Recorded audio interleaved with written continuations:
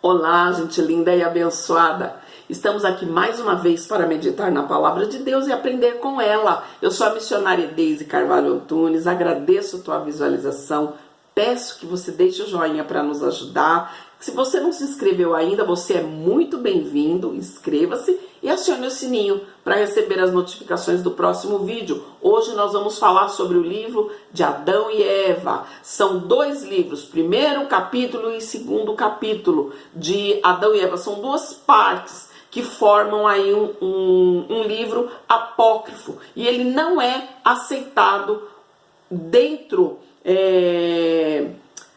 do campo evangélico como um livro correto, como um livro verdadeiro. Ele dá-se aí um nome de pseudoepígrafo, como um livro de uma origem duvidosa, né?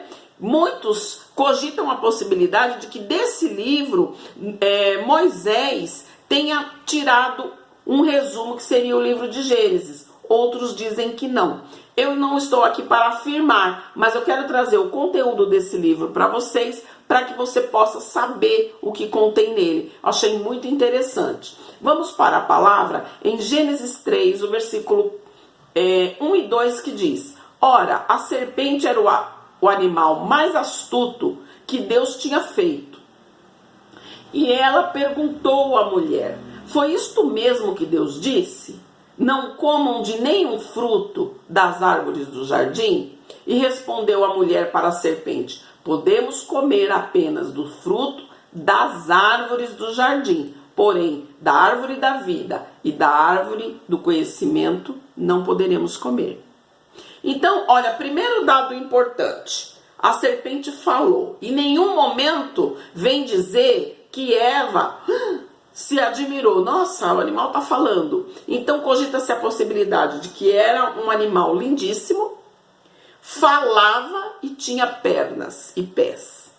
Tanto é que a palavra vem dizer de que, já que Deus viu que ela tinha sido usada pelo diabo, diz no versículo 14 e 15 de Gênesis 3. Então Deus declarou à serpente: já que você fez isso, maldita você será entre os rebanhos domésticos e entre todos os animais selvagens. Sobre o teu ventre você rastejará, e do pó da terra comerá todos os dias. E porém inimizade entre você e a mulher, e a sua descendência, e o descendente dela. Dele que vos ferirá a sua cabeça, e você os ferirá o calcanhar. Então, ela perdeu ali a sua locomoção original e passou a rastejar no pó da terra. Então, o que é que esse livro vem falar para nós, né? Nós já entendemos que a serpente falou, em nenhum momento ela foi questionada porque estava falando. Você veja que Satanás floreou, ele usou o animal mais belo que existia, ele não se mostrou como ele realmente era horrível depois da sua caída, e ele veio engodar, ele veio enganar. E eu sinto em dizer que muitas vezes ele usa tudo velho, só dá uma repaginada e nós seres humanos caímos nas suas esparrelas muitas vezes. Então isso é um dado importante para que possamos estar mais alerta. Neste livro vem contar de que quando eles saíram do Éden, para onde eles foram? O livro vem falar no capítulo 4 que eles saíram do Éden e, adentrando a terra, eles encontraram uma caverna que tinha o nome de Caverna dos Tesouros, e eles foram se abrigar ali, que era uma caverna muito escura, que ele tinha medo do sol, tinha medo da escuridão da noite, tinha medo dos trovões. E muitas vezes, quando Satanás, nesse livro por vários e vários capítulos, repete que Satanás o enganou de várias formas, né? Oferecendo frutos para ele comer, fazendo várias ofertas. E quando ele via que ele havia caído novamente no engano, ele se autoflagelava, e que várias vezes ele chegou a morrer e que ele foi ressuscitado. Então esse livro não é aceito. Este é um dado importante. É um dos acontecimentos que ocorria e que não foi aceito. que Deus ressuscitou Adão por várias vezes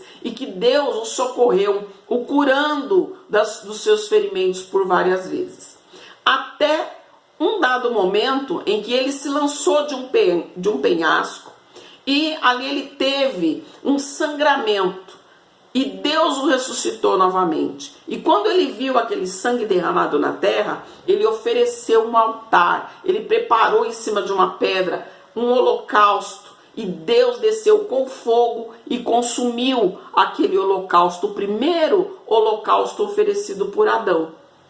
E Deus prometeu então, nesse momento, de que da semente da mulher nasceria um que pisaria na cabeça da serpente, ou seja, que derrotaria a astúcia de Satanás. Através do sacrifício de Cristo, a humanidade poderia retomar ao seu estado original.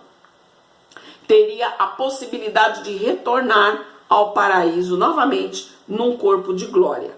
Uma coisa interessante é que se cogita a possibilidade que porque eles estavam no Éden e tinham um corpo glorificado, não provavam da malícia, não sabiam o que era bom, o que era ruim, estavam no estado de inocência.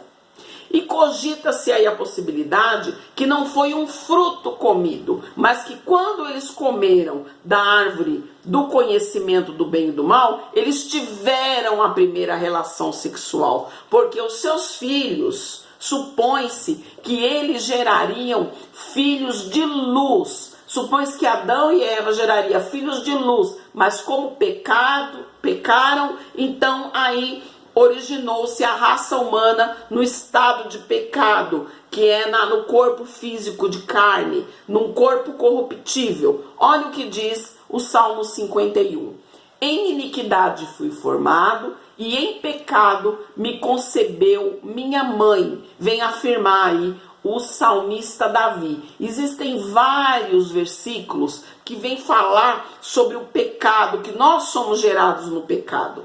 Então cogita-se a possibilidade que o ato em si foi o primeiro ato sexual que Deus não havia ordenado, que haveria uma outra forma deles se reproduzirem num estado de perfeição e de luz, e não nesse estado em que nós vivemos num corpo corruptível. Num desses momentos em que Adão se deixava enganar, que o adversário enganava, ele chegou um momento que ele se combateu tanto e Deus o perdoou. E ele disse: me dá uma prova do teu perdão, me oferece um presente, me dá algo que eu possa lembrar do Éden. E diz que isso está guardado nessa caverna dos tesouros que ele colocou lá. Deus deu para ele e mandou que um anjo enviasse para ele o ouro, que é o símbolo do seu reino, o incenso aromático, representando a sua natureza divina, e também a mirra, simbolizando o seu sofrimento. E esses três presentes também Jesus recebeu no seu nascimento. Então você vê que tem aí um exemplo muito anterior ao nascimento de Jesus com esses três presentes. Nesse livro vem falar, numa passagem também desse livro, de que Deus não aceitou aquelas vestes de folhas, que Deus enviou um anjo, levou eles até a beira de um rio, de um riacho, onde havia animais ali que haviam se atacados mutuamente, que morreram, e ficou ali a pele desses animais. Então o anjo ensinou eles a confeccionarem as suas vestes. Também num outro capítulo vem falar que eles tinham fome e que Deus enviou o anjo para ensinar a plantar o trigo, a fazer as suas plantações, a fazer as suas colheitas e também a preparar os seus alimentos. Então ele foi sendo ensinado por Deus como viver na terra. Deus sempre alertava de que por eles terem pecado, olha, cada vez que eles erravam, porque vocês pecaram, vocês estão aí. Adão constantemente pedia: deixa eu voltar para lá. E Deus falava: eu não posso revogar a minha ordem. Vocês desobedeceram, agora vocês têm que ficar na terra até que eu envie o resgatador, até que eu envie o meu filho para os trazer de volta para o estado original. Também neste livro vem falar de que eles tiveram filhos, que o primeiro filho foi Caim e Luluva. Então eles tinham filhos de 2 em 2. Que Caim era rebelde, era de uma natureza difícil, era de uma aparência diferente. Depois de um tempo, ele teve Abel e Aclia, também gêmeos, e que a primeira filha de Eva era uma mulher lindíssima, muito mais bela do que ela. Que as filhas que ela tinha eram belíssimas e que casavam-se, que se prometia, por exemplo, a irmã que nasceu com Abel, que era Aclia, casaria-se com a irmã de Caim, com Caim, que era seu irmão, primeiro irmão. E Luluva casaria-se então com Abel. Houve aí um ciúme por essas promessas da parte de Caim. E também porque Abel estava sempre junto com o seu pai.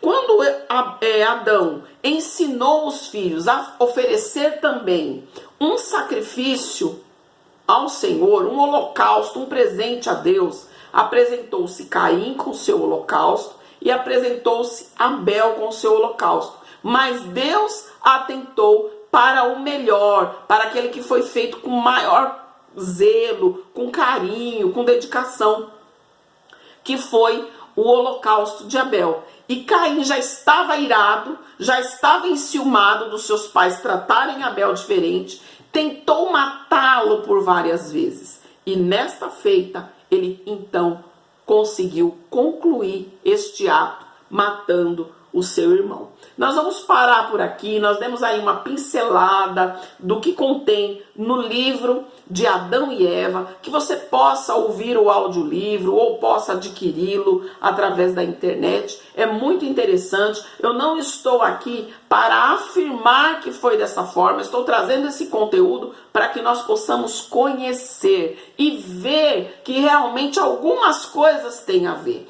Você lembra da passagem que fala de Esaú e Jacó, que eles eram diferentes? Que Esaú era ruivo e era peludo, e Jacó era mais de um outro semblante, era tímido, era mais reservado, era de pele lisa, era mais franzino. Então, cogita-se a possibilidade também, no livro de Adão e Eva, vem dizer que tiveram filhos de várias formas, filhos negros, filhos ruivos, filhos brancos, então que se gerou aí toda a diferença de raças da humanidade. Fique aí a seu critério fazer os seus comentários, o que você acredita, como você entende, e nós continuaremos ainda na próxima semana falando do livro de Enoque. O que é que diz a respeito do fim no livro de Enoque? Deus te abençoe grandemente, um excelente final de semana para você, uma próxima semana vindoura abençoada, no nome do Senhor Jesus. E fica para ti um forte abraço da missionária Daisy. Até o próximo vídeo, se Deus assim nos permitir.